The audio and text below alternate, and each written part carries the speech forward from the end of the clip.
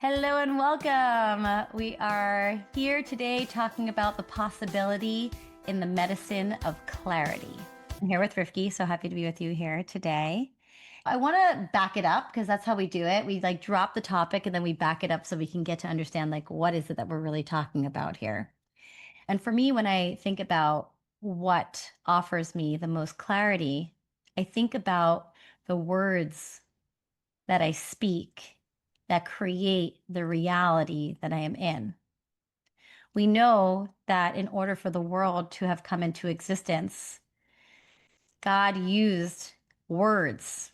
He spoke words and then it became. So he said, "Let there be light," and light then appeared in this world. "And let there be fish and fish and birds came to exist."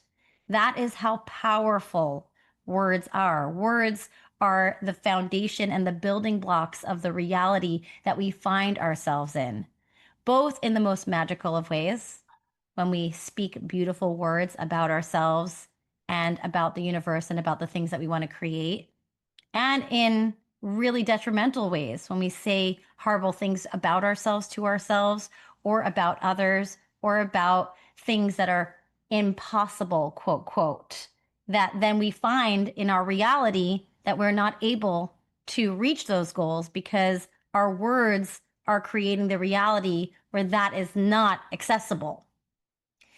My brain just beeped. Yeah.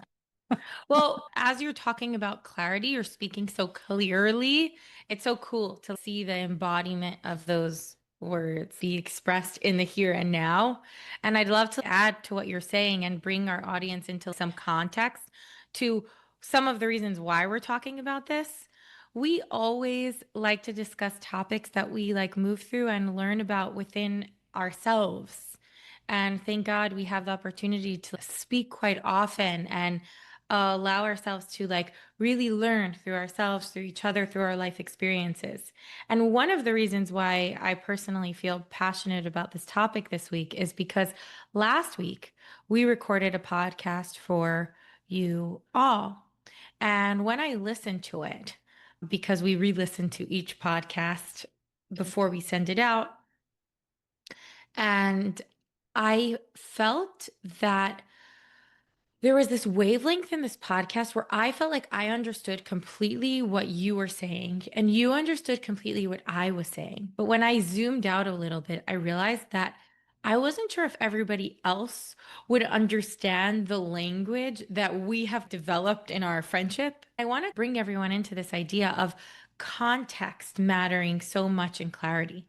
I could say one thing to one person and they could be completely picking up what I'm putting down. I have some friends who I have made up language with. I could say a word. You and we have some of those things. Like we could say one word and you'll be like, "Oh, okay, okay, okay. I totally understand the whole thing." Sometimes you don't even need to say a word. Sometimes it could be just like a look, a facial expression, an embodiment. And you're like, "Okay, I see where this person's at." But somebody else who is not with us or might not have been with us in all the conversations prior to this conversation might not have context and might not know where we are in our reality. I want to say that, just the other day, we actually had this conversation because you had asked me, you had set a boundary with me in a very respectful way. And you said, "Honey, can you just let me know if I'm on speakerphone, if someone else is in the vicinity?" Yeah. Right. And I was like, "Yeah, I do. Like, I get it." But you're like, "No, no, but can I explain? Can I communicate why this is important to me and create clarity around why this boundary is important to me?" And I said, "Sure." And what you offered me was beautiful clarity in honoring what was coming up for you. And I appreciate it so much. And what you said was, "It's not because I'm concerned that what I'm saying is not impeccable and true.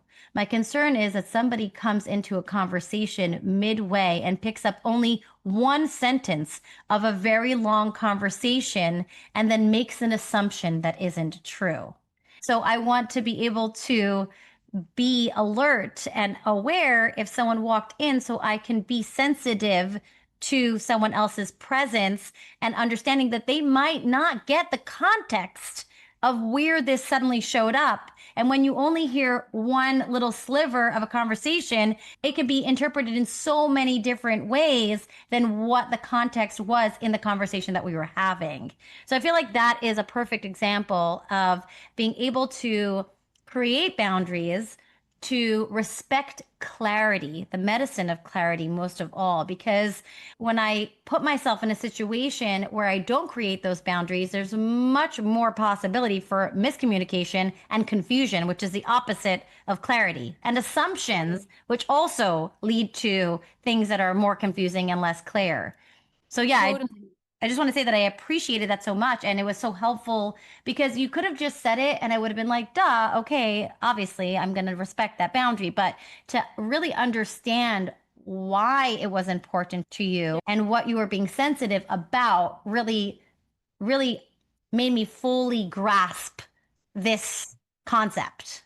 Totally. I imagine it like this, right? Let's say two really good friends are talking, and there are times where I would commiserate with a friend who feels like their children are like a lot right then. I might say something in a joking kind of way about, oh my gosh, like that's like a lot with the kids. And it could be that it depends who it's with. We could use different kinds of language. If somebody else would walk in, they might feel like that's rude or crass or not kind, especially if a child might hear that. It could be really not nice when that's not at all the intention. The intention is to commiserate. The intention is we know all the underneath of what's under the underbelly of that conversation. And I find the reason why I've come to that boundary, for example, but so many other stories in that vicinity is because I've learned to value my words so much. And because I do that, I understand that other people would. Because I value my words so much, I understand that my words have impact and I understand that they have impact on others as well. And therefore, I want to be more careful. And I want to bring our audience into the idea that because I haven't always valued myself as much as I do now, unconsciously, I didn't know and understand the extent of the impact, the extent of my words, the extent of my vagueness, the extent of my communication, and how it would affect others. So, what would be a reason why somebody would not be clear? Usually it's because they don't know their deep impact and their deep worth. And when we don't know our worth, we don't know our impact. Yes. And if we don't know our impact, it's an indication that we don't know our worth. I once had a friend who told something to me that was really hurtful to me. And when it was a very, very, very hurtful word, and she's a really important person to me in my life. So I said, ouch, that felt really hurtful. And she's, no, I didn't say that, or I didn't mean it like that. And I recognized when I sat with myself, I was like, she definitely said that. And I understand that she might have not meant it like that. But when I sat with myself, I recognized, oh, if someone could say that to me, they must not understand how important they are, period, slash in my life. Because if they would understand their impact, they would understand that saying such a thing is deeply hurtful. Yeah. So I think that's like a huge thing here that I want to talk about in the medicine of clarity. I remember you were telling me a story that happened with your brother recently. Can Yeah. Ooh, that's a Yeah. great story. I would talk about that. Yeah. Go for Yeah. it. So what happened is that I was recognizing that my brother, I was asking him if he can help me out with a couple of things, and he told me no a few times. And I remember telling Connie, oh, so great. He has great boundaries. I asked my brother to do this. He said no. I asked my brother to do that. He said no. And then I had this intuitive feeling of, I don't I think there might be something more than that. And long story short, leaving out some details, I sat down with my brother and I shared that I recognized that in the past we've had certain communications where I've asked him to help me with a couple of things. And then I didn't get back to him right away in a timely way. Or I asked him for something and then left him hanging for some time. Or I asked him if he can help me with something, but I also asked somebody else. And if they came through first, then I just left it. And I told him that I recognize something that I haven't recognized before, which is that because he's my brother, there was an aspect of me that wasn't realizing the immense value of his time. And I said, I apologize deeply for not valuing your time in a way that is truly the way that I value you. And I said, the reason for that is because there must have been a place inside of me that I haven't been fully valuing myself and my own impact and my own time. And he so appreciated the ownership of that. He said, it's true. My time is really valuable and it really did make an impact. I don't say no to everybody, but I was saying no to you. And it was such a clear, clarifying conversation of, first of all, him owning his value. Second of all, me owning my value. And most of all, once I'm able to come into my value, which I am and have, I'm able to come into my impact and be more impeccable with my word, be more clear in my clarity of the ways that I'm communicating, understand the value as well of his time in a completely new way, from a completely new dimension and from a completely new frequency. I think that the people that we sometimes could take the most for granted are the people that are closest to us because it's, oh, I'll do them a favor, they'll do me a favor. But what happens is that then we might be valuing the connection and being like, oh, there's so much space here for me to exist.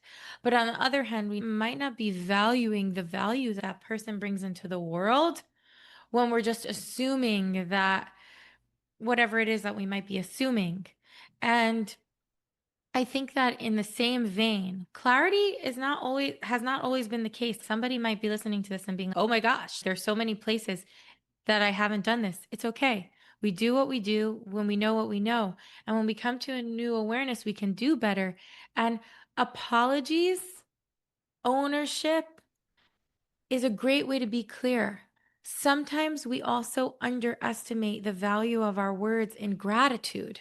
We hold Yeah. back our gratitude to others for whatever reason, whether it's because we don't value our own impact, whether it's because there's some blockages or defensiveness to receiving or to having needs. So we want to pretend that we didn't need that. So then we don't allow the person to give that to us. Oh, yeah, I resonate with that one. And going back to people and really valuing them, really acknowledging, wow, you just gave me an hour of your time. That was useful. That was helpful. That was impactful.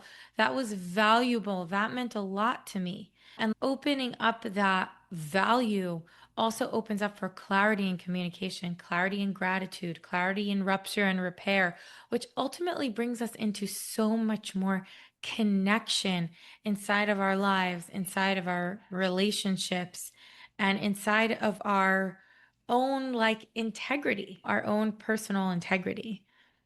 I think that the practice in that would also be that if the apology is being given or something is being offered to you to receive it, Yeah, think that the impact goes both ways. Sometimes we don't realize the impact on others, and sometimes we don't actually receive our own impact. Where someone's apologizing, oh, it was okay, it was okay, it was okay, it was okay. We're already brushing it off, but they're actually trying to take accountability for showing up late, let's say, or whatever it is. And really, that was frustrating because guess what? I was here on time. I did wait 20 minutes for you. And now you showed up and you're trying to take accountability for the 20 minutes that you showed up late. And here I am saying, like, it's okay, it's okay. But it's not really okay. That's not being so clear or so honest with myself about how I felt in that moment. Yes, I'm so delighted to see you now. And in the totally. grander scheme of things, it didn't matter so much, but it did matter. And here you are trying to hold accountability for the thing that you showed up late to, but I'm minimizing the impact of it because I don't want it to matter so much. And then so I'm just being, it's okay, it's okay. Where the medicine and clarity would be, thank you. Thank you for taking accountability for the fact that I sat here for 20 minutes waiting for you. And yes, it might have been out of your hands. You might have been stuck in traffic or whatever it is, but you're owning it. And what a way to really give and receive in a clear, healthy way, not Totally. minimizing your impact and not minimizing my impact. Both are super impactful in this experience and exchange. Totally. And I have two things that I think of when you share that. One is that a client, a really amazing one-on-one client, sent me a beautiful gift on Friday. Mm. And after they're done, they really completed the reason why they decided to do this, to go on this journey. And I felt so blessed and grateful. And I also recognized, and it was a really generous gift. And I recognized that in the past, I felt overwhelmed by Mm. gifts and big expressions of love in general, whether it's expression, whether it's physical, whether it's acknowledgement. And now, if you come to my house, you know that I display the gifts all over my house. And every note that someone sends me, I put on my fridge with a little magnet. And I read it and I receive sometimes those gifts in such fullness. I take it all the way in. I respond with the way that it actually really feels. Someone sends me a beautiful feedback. I will tell them that it feels so good to receive it. And I learned that what it is what is being sent my way is love wanting to come into my field. Somebody else's impact, somebody else's value, somebody else's love wanting to come into my field. And I won't resist the possibilities anymore of receiving that from the universe. And I think it's really being able to tell someone, somebody tells me, people tell me often that was so impactful. Now, but when they tell me that that was impactful, that impacted me. So if I can tell them, your reflection of my impact makes my impact even more impactful, then we go back and forth in this infinity loop of love, right? Because it's you recognize my impact, I recognize your impact, and we continue to value one another in such a deep, deep way. The other thing that came to my mind was, I don't remember exactly when it was, I but remember it's when the client, when you did the extension on the thing by your group, yes. Oh, medicine. Tell me yes. that story. Yeah, I'm going to share Yeah. that story. I don't remember exactly when it was, but it might have been 3 weeks ago that I did this medicine without medicine journey, which are these journeys that I offer, which are 6 hour journeys without psychedelic medicine, but feels like a psychedelic experience. And we use energy work and breath work and prayer and music and community to really create and step into a new frequency. And there was this woman who came in from really far with a driver, and she shared with me, she asked me when the journey was going to end so that she can tell the driver to wait. And I told her, I said, it says it ends at this time, but I've noticed that we often go for longer. Sometimes we need a little more time to integrate. So take it till that time. Then once we were in the journey, we ended up going for longer than than I had told her before. And I said in the journey, I said, is it okay if we go for longer? And she said, yes. And I apologized to everyone. I said, I want to be impeccable with my word. And we're going longer. And everyone's like, no, it feels amazing. It feels like dessert. Like we just had a beautiful meal and it feels like dessert. And I was okay. But there was still something niggling inside of me that even though I know in this moment you're appreciating it, there was still something niggling inside of me about that time. And I told her after, I said, I totally understand that it was okay. And I totally understand that it was dessert. And I just want to apologize and own again the impact of my word. And I know that we can't do anything about it, but I just want to take ownership for it and just tell you that I really honor your time. And I didn't necessarily act in that way of the words that I'm saying. Hmm. And she said, okay. She said, thank you so much. And it's totally fine. Then the next day, she sent me a beautiful message about how impactful the journey was and how wonderful, wonderful, wonderful it was. And she even part of her message was sometimes there's a lot of words to describe such a thing, but I really felt the medicine. It was clear who I am before and who I am after.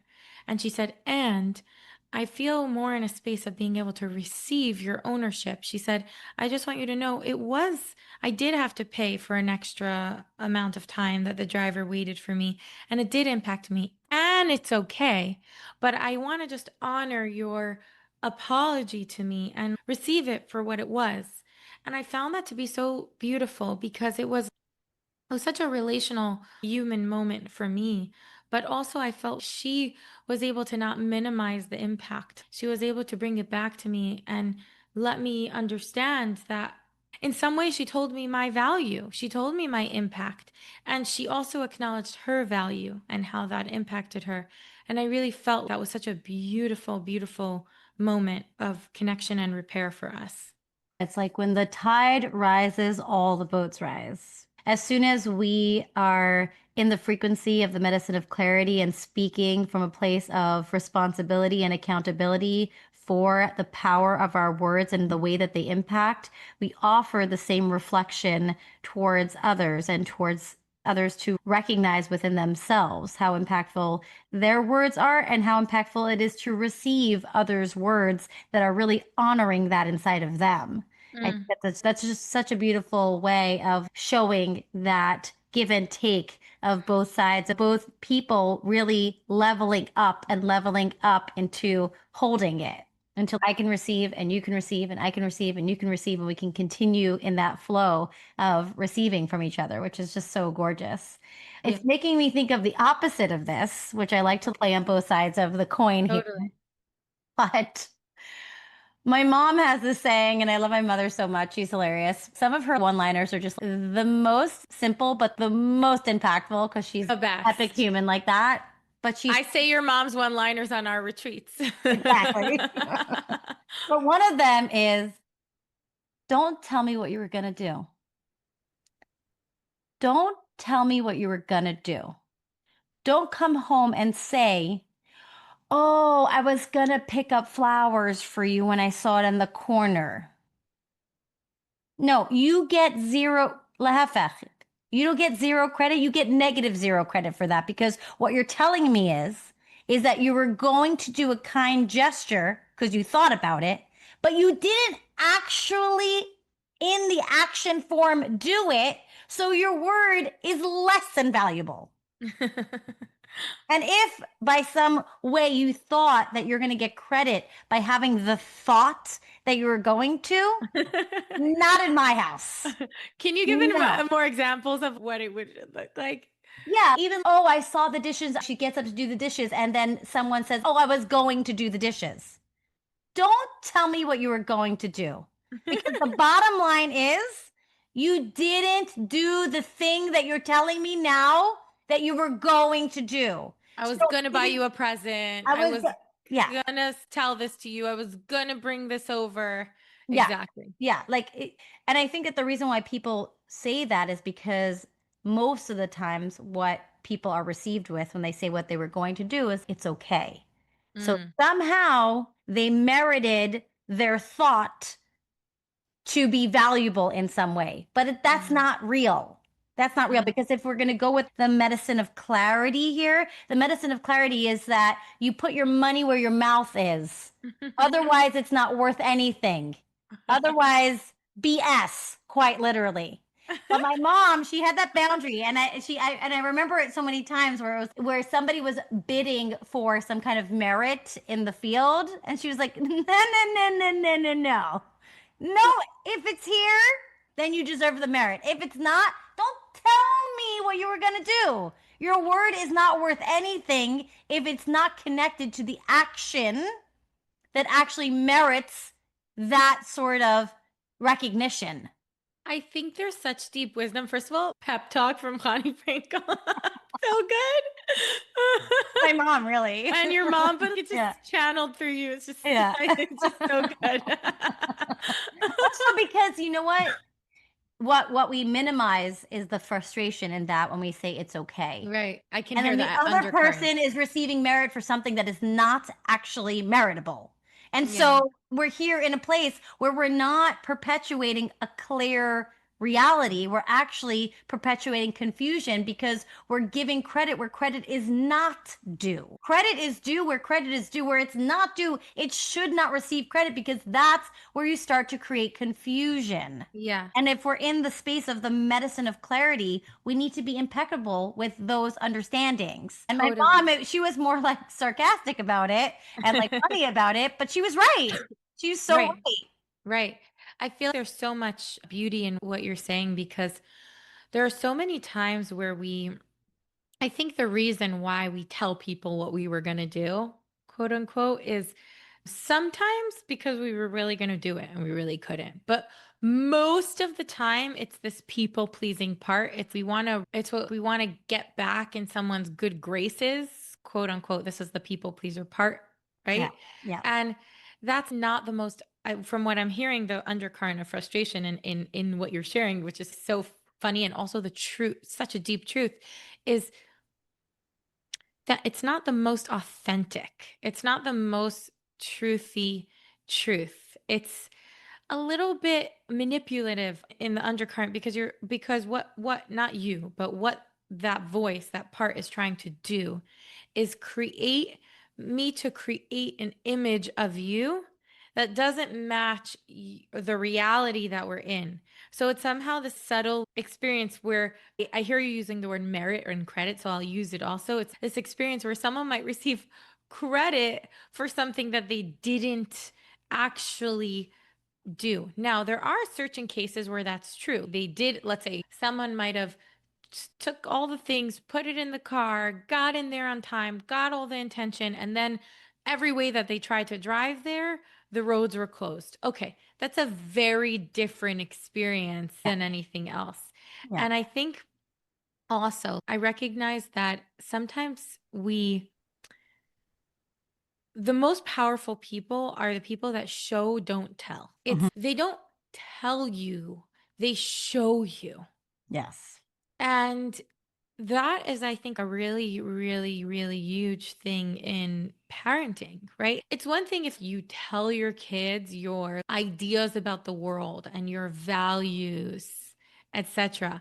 And there's another thing if you show them what you value by treating them with value or by acting like you value yourself, whatever. There's one thing you can be, I'll give a silly example, but somebody could be a parent who really values art and creativity, right? Maybe that's something that they value in their soul.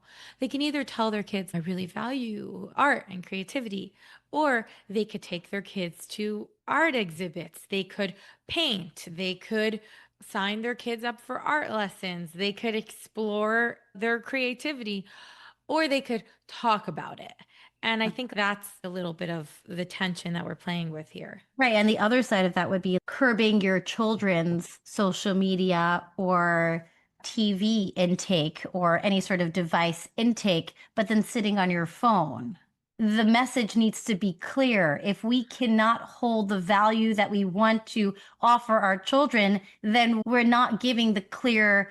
In my home, my decision to not have devices being utilized is also for me because that means that I also need to be present in Mm, this experience because if I'm the one sitting on my phone, then how are we learning what there is to learn here and how am I present for the relationship that we're trying to develop, which is why I don't want this stuff in my house. So it's, again, it's like putting your money where your mouth is. It's really being in the embodiment of the value because that's the most impactful.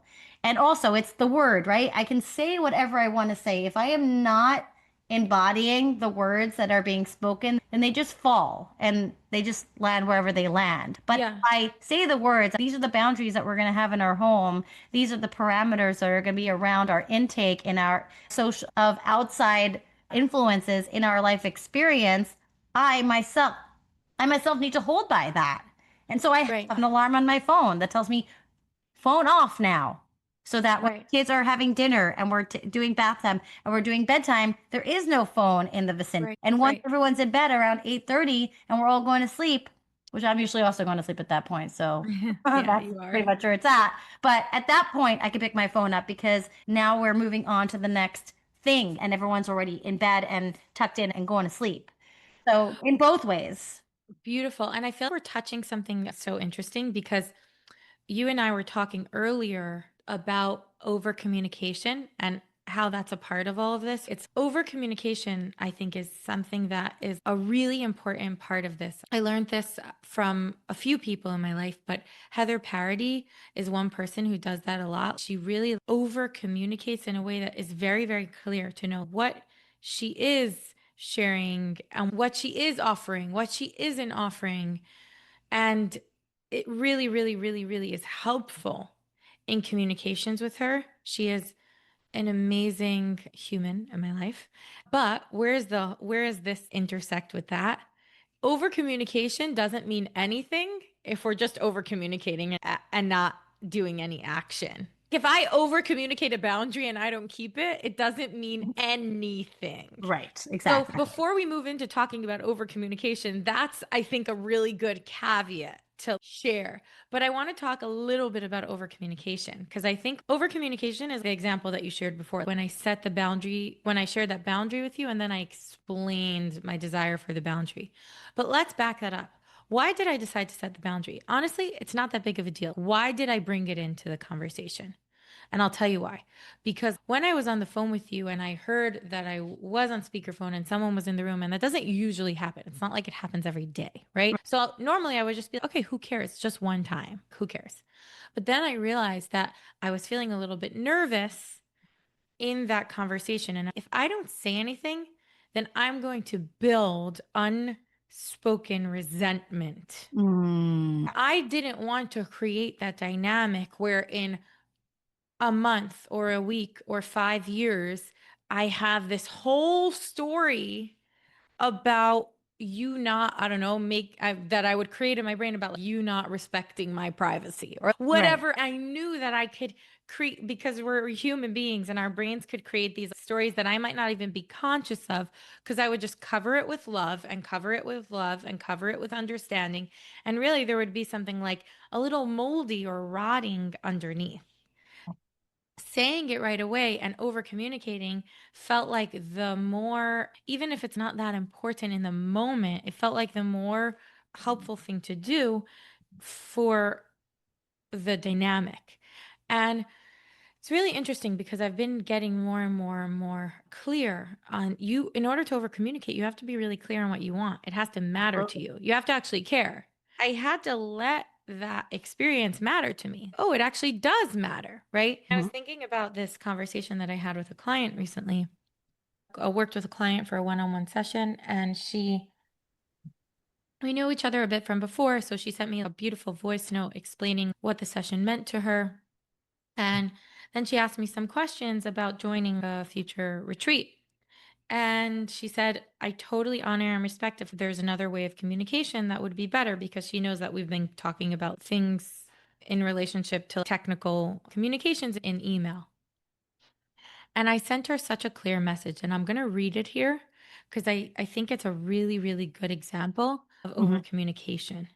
Cool. So I said, I first responded to her what she shared with me about how uplifted she felt from the sessions and the victories and the wins she was noticing. Then I said, for the text, email, voice note question, right? I named it clearly. And I said, Okay. any wins, victories, something you are proud of and noticing and want to share, here is perfect. For that, you can send me a text in WhatsApp and in my personal email, which she has access to. I said, any questions about the process, future sessions, and retreat, let's keep in my personal email. I said, if there's any technical questions, financial questions, payment plans for the retreat, signing up for another session, if and when you decide to do that in my scheduling email that my team takes care of. And then I Mhm. clearly wrote what my reminder, what my personal email is and what my team's email is. And that was a really clear message. So she doesn't have to be confused. Oh, am I being annoying by sending a voice note? No, absolutely Right. not. This is where this goes, this is where that goes, and this is where that goes.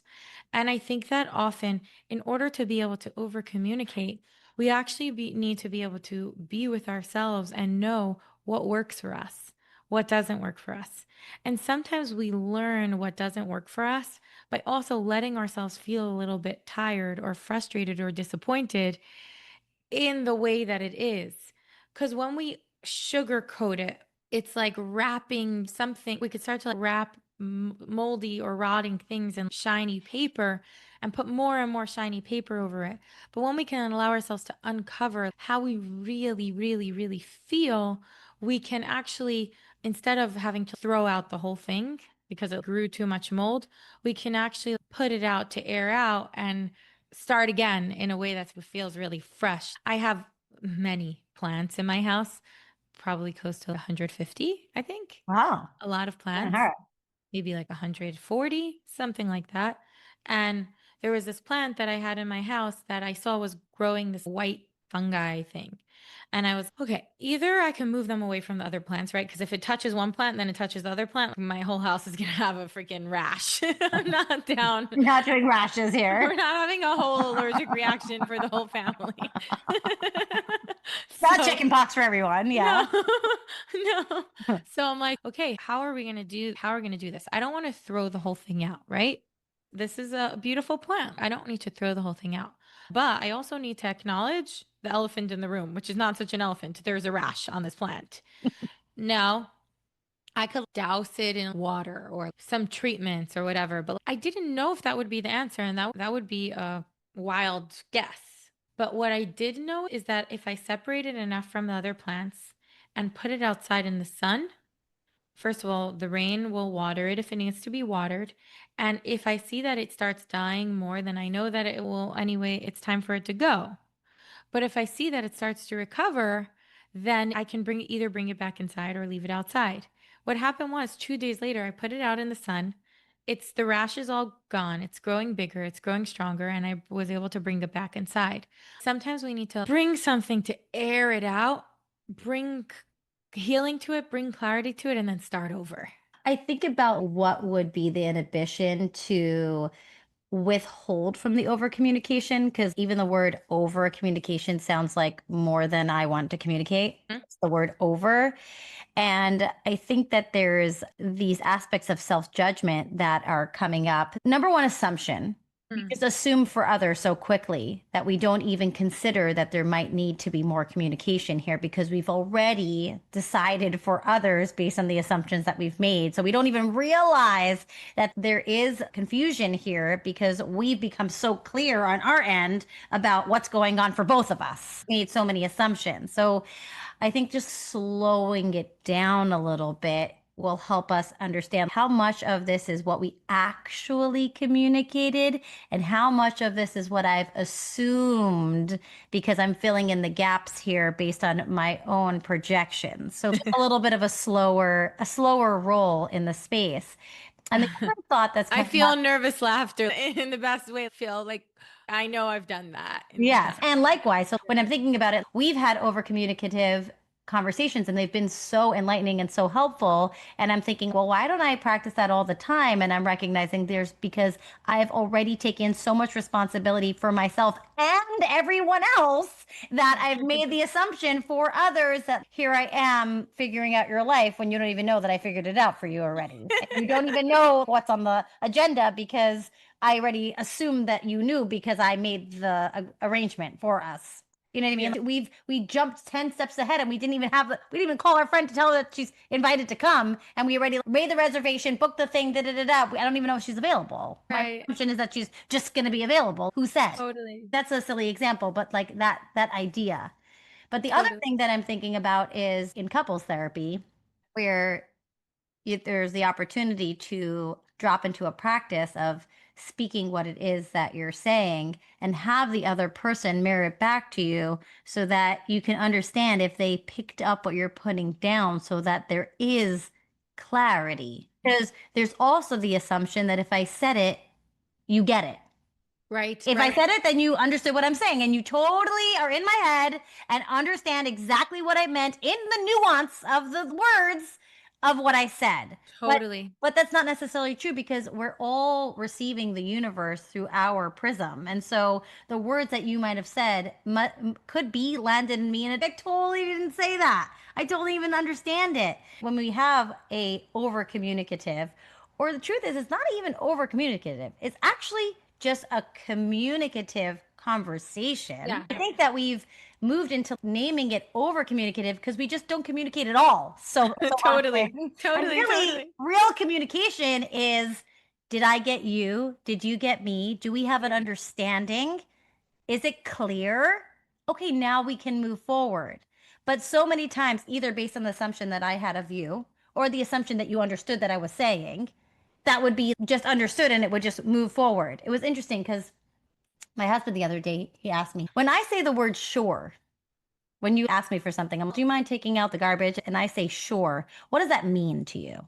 He asked me. And I was, well, for me, when you say the word sure, sure goes in the same category of like very intense certainty. So to me, it means the same as an absolute yes. When you say Mm. sure, there's so much certainty in that word that the way that I interpret it is 100% yes. And Yeah. he's, oh, that's so interesting. And I was, why? He's, because sure for me is fine. Wow. Yeah. It really means just more of a surrender into something that I don't necessarily really want to do, but sure, I'll just do it. Sure. And I Wow. was, whoa, I did not know that. Because if you would have said fine, then I would have a better understanding because that word is not as sure. It's just kind of fine. And also in the body language and in the expression, and I would pick up on that, perhaps. But it was so interesting because obviously he kept saying sure, hoping that I'd pick up on something. But to me, sure is like such a certain word that I'm like, I'm not even, there's no question here. He's delighted to do this thing for me. He's showing up with all of his enthusiasm. This word is the embodiment of so much readiness to be at my service. I love it. It's amazing. But That's really, hilarious. it wasn't for him. And so Yeah. having the conversation around the words that we're using and the way that they're being interpreted without the assumption that either of us are picking it up in the way that we're the other is intending and actually communicating about it made it understood that, oh, well, if it's not something that you want to do, it would be so much easier if you don't use that word because sure to me means that you can just say, I actually don't want to do that right now. And yeah, maybe Yeah. I'll be a little disappointed or annoyed or whatever, but that's the more honest thing than what you talked about before, where we say something and then there's a quiet resentment that starts to build because I said sure, but it was really with an eye roll and a sarcastic tone, which I was not picking up on. I was sure, Totally. great. And then this is where we can really get Yeah. into a communication where the medicine of clarity becomes available to us. I feel like that's it's such a good story, but it's Yeah. such a perfect story. I'm thinking about as you're talking how much context matters. Even if we don't fully, sometimes we could just hear a word and not even think about the body language because of what the word means to us with absolute certainty. And I also think about how sometimes people who might have grown up with parents or have spouses with whether they speak a different emotional language or they're different places developmentally, or they come from different continents or countries. Yes. Because different things, I remember one of the jobs I worked in, I worked with these people who were European. And I remember the way she used to speak was so different than the way that I was used to. I actually thought that, in my assumption, I thought that she really didn't like me. And then I remember, like, she was just, she once told me, I think you're really, but I don't know, every time you say things, it feels like you're really stern.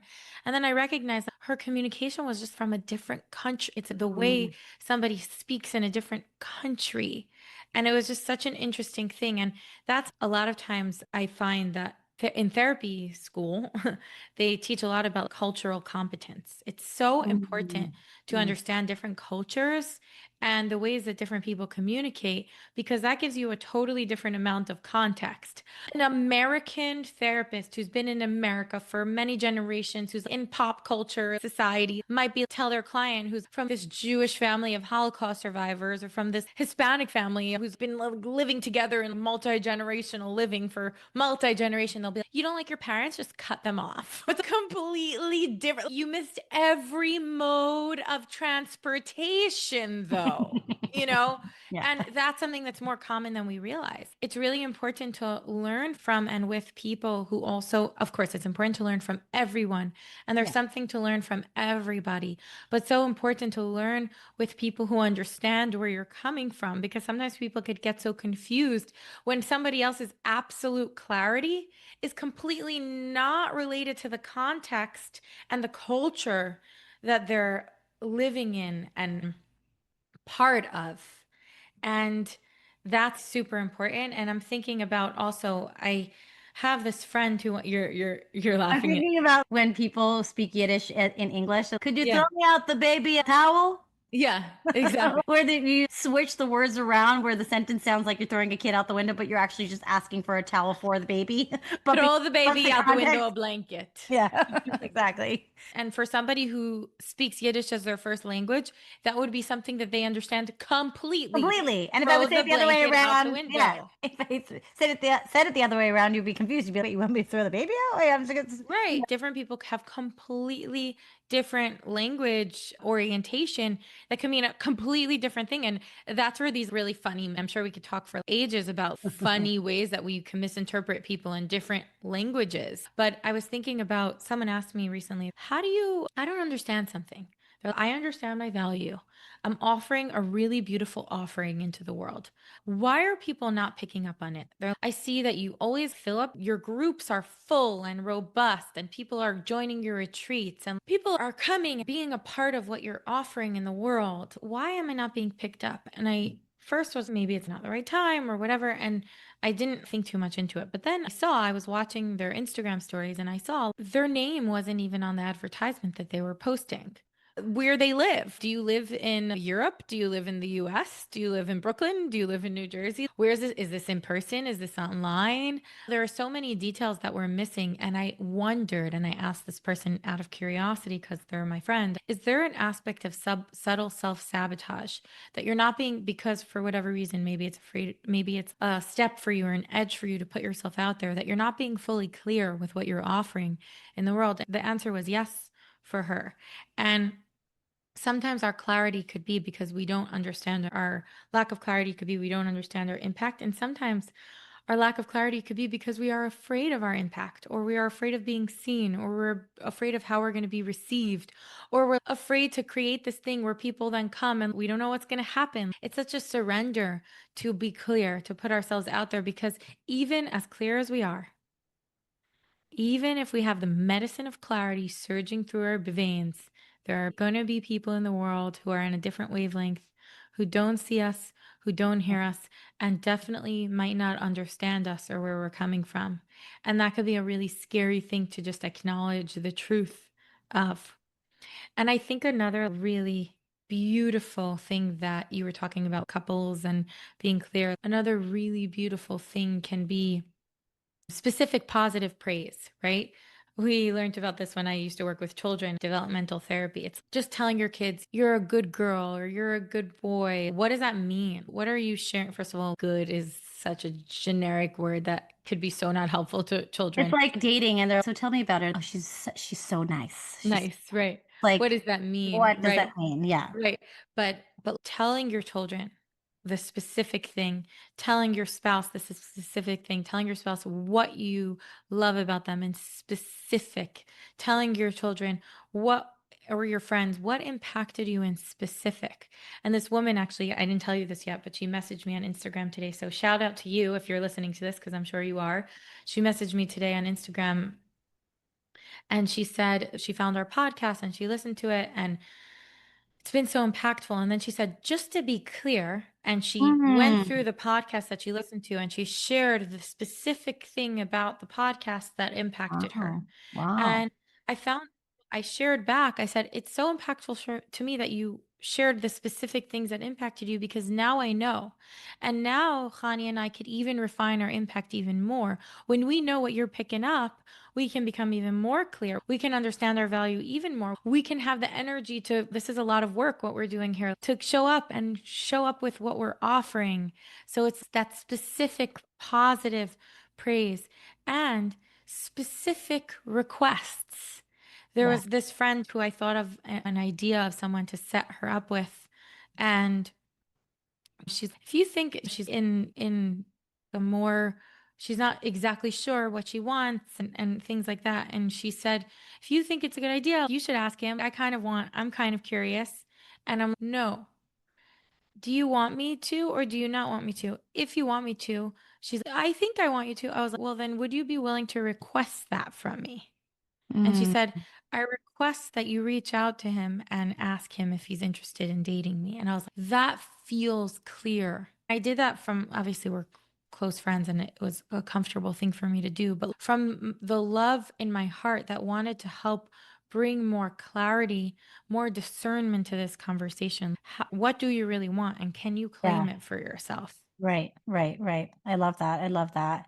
Because when we speak those words for ourselves into the world, we're actually telling it to ourselves more clearly too, and to the universe. We're putting out a much clearer message about what we are making ourselves available to by speaking the words and clarity. Yes, I would like you to reach out to him to find out if he's available to date me. That means I'm saying that I am available to be dated by this person. That's what I'm putting out into the world. And so we're giving ourselves the highest probability that could be something that works out. Totally, Yeah. totally. And it happened on Friday that I was talking to a different friend, and she said, remind me to, we were talking about something about one of her kids, and I said I would, whatever, doesn't really matter. And she said, remind me to do this. And normally I would have been like, okay. And this time I said, I'm working on being impeccable with my word. I'm driving right now. If I wasn't driving, I would put it into my calendar to remind you. Because I'm driving, I'm not doing that. Would you be willing to put it in your calendar to remind yourself? Because I don't want to say okay and then not do it. Beautiful. And Beautiful. that's the kind of clarity that I'm talking about. And you just said something so beautiful. You said also of what we're asking for from the universe. Yeah. And I think it's that example of the restaurant that we were talking about. Do you remember that story? Fun. It's you go to a restaurant and the waiter comes and he's, what do you want to order? And you're like, and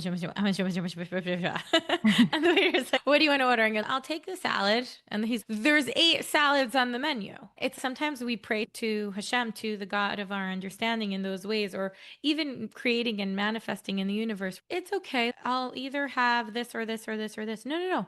What do you want?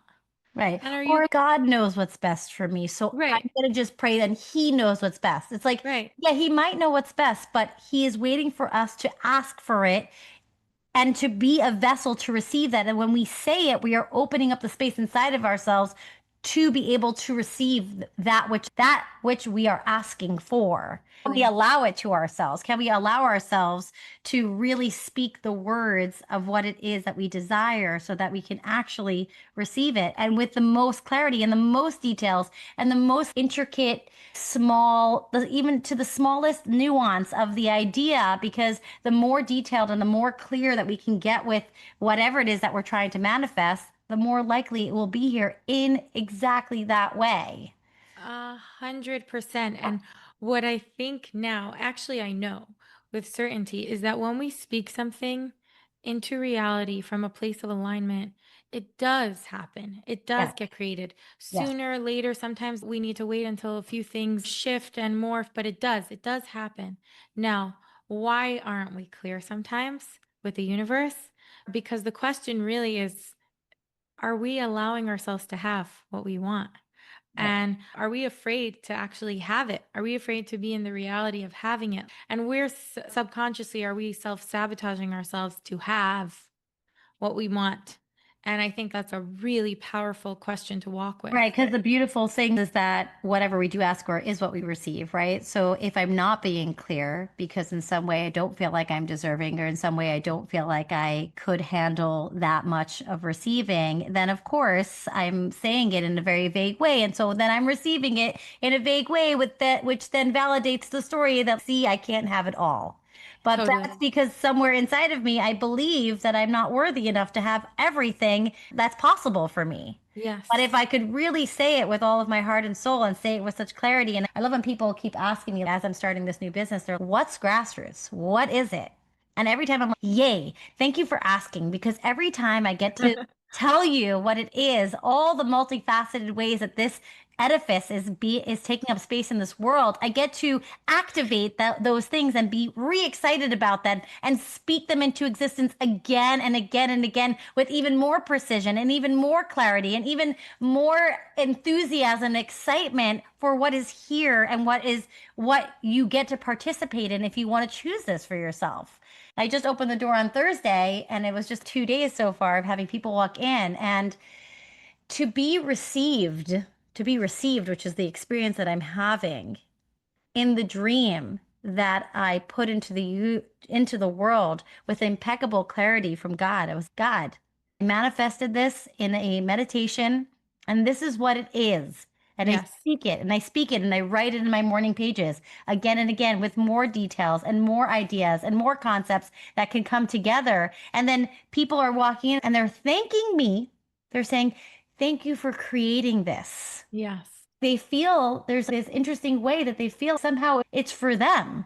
Yeah. I know that I created it, but they're receiving it in this way where they feel their prayer was answered. The thing that Yes. they desired is here also. Yes, there is something in our own personal experience, but when we zoom out on a more meta level and a more universal level, we realize that when we are leaning into the desire with the medicine of clarity, with a lot of clarity, we are actually not only fulfilling something inside of ourselves, our own dream, but we're actually fulfilling dreams for so many. It's Totally. so Yes. cool. It's just, I know it in theory. I know this concept in theory, but being here in this reality that I am in and being received by so many different kinds of unique humans that have walked through this space already is blowing my mind, is bringing this idea home in the most profound, clear, the word is tachlis, which is a Hebrew word for here now in its most physical, most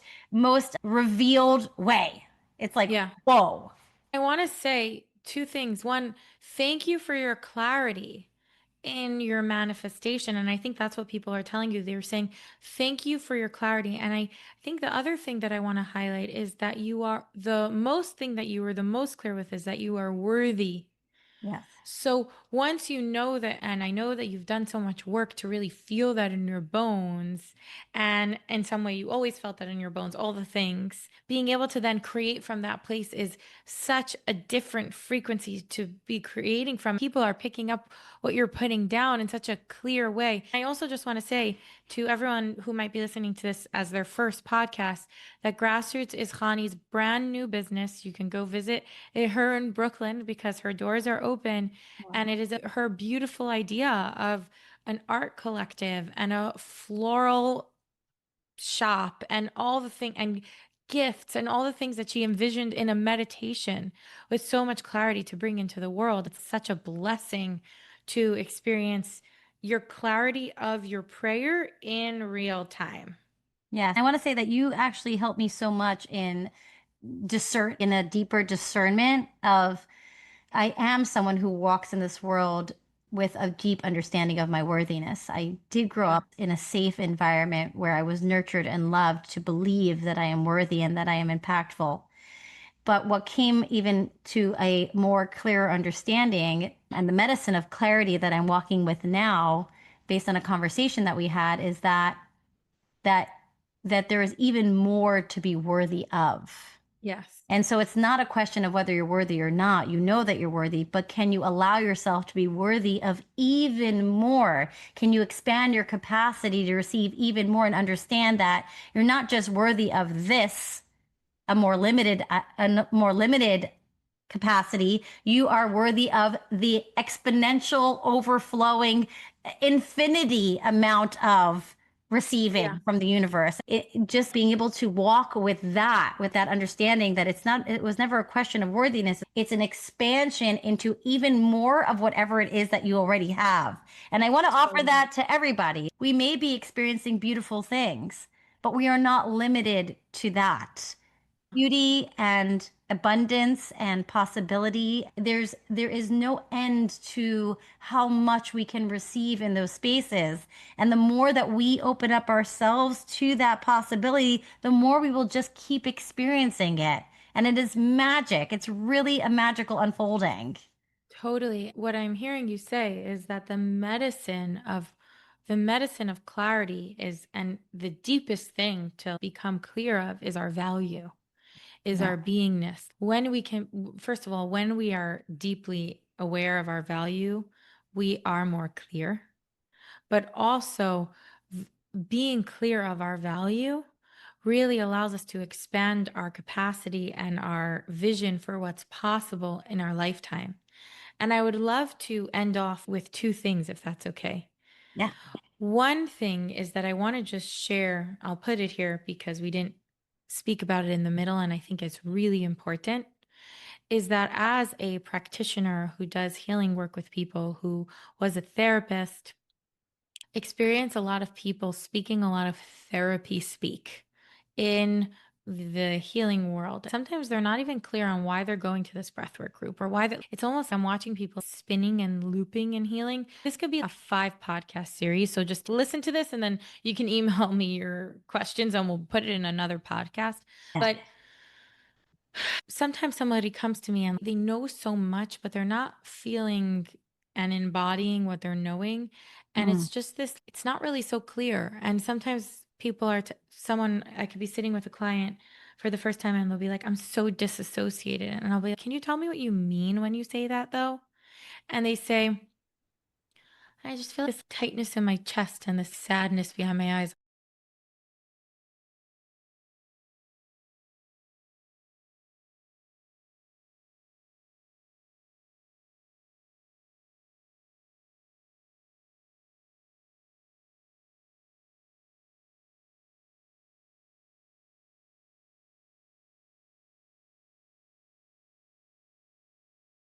I don't know if you're disassociated. I think you might be sad.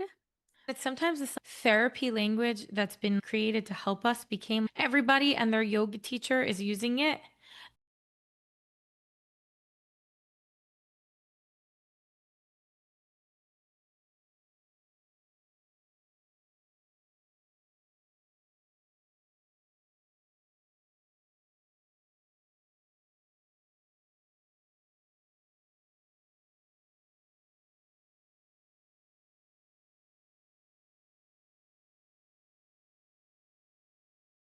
It's not actually helpful for many people anymore. It's not more clear. It's actually more confusing. Yep. And I want to just bring that in tiny bit and then step out of that. So just drop that right there. Second thing is that I want to bless us all in the most profound, deepest way to know our value, not just in limited ways, but in the infinite nature of our value as human beings, first and foremost. Mm. And because when we know who we are on a being level, the things that we do, the actions that we take, and the things that we believe and allow ourselves to have are also infinite in nature. Amen. I want to bless Yeah. us all with that clarity, the medicine of that clarity to penetrate and overtake and surround our whole being so that we can all continue to be the possibility in the universe. So, thank you all for listening. Thanks for being here. This was Thanks great. for Thank being you, here. Rivky. Thank you, Chani. Mwah. Love you. Love you. We are so humbled and delighted to have you with us. Our podcast is Real Life in Real Time, where we embark on curious conversations that expand our awareness and capacity for all that is possible. The Possibility of the Universe podcast is only possible because of you, our audience. Thank you so much for being here with us. Thanks so much for being here, and thanks so much for listening. I'm Chani. First and foremost, I am a believer. I am a wife. I am a mother of 6 beautiful children, and I am the owner of Grassroots Brooklyn, an experiential art collective and floral atelier.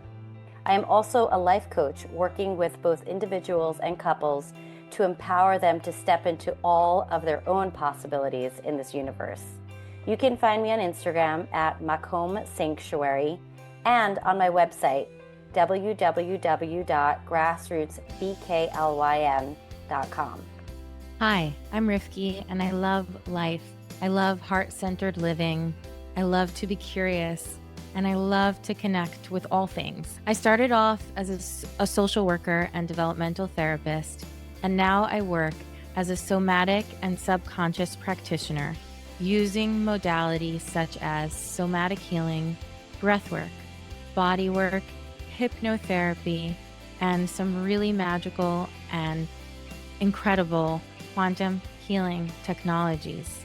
I work with individuals, couples, run retreats and courses using these modalities to help people find the most freedom, presence, aliveness, and embodiment inside of their lives. The ways to contact us are through my website, rivkygross.com. That is spelled RIVKY dash, the straight line dash, gross, GROSS.com.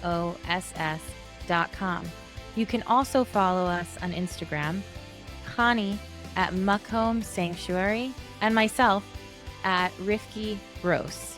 We are here for any and all questions and feedback through the contact form on the website, and we're so looking forward to hearing from you.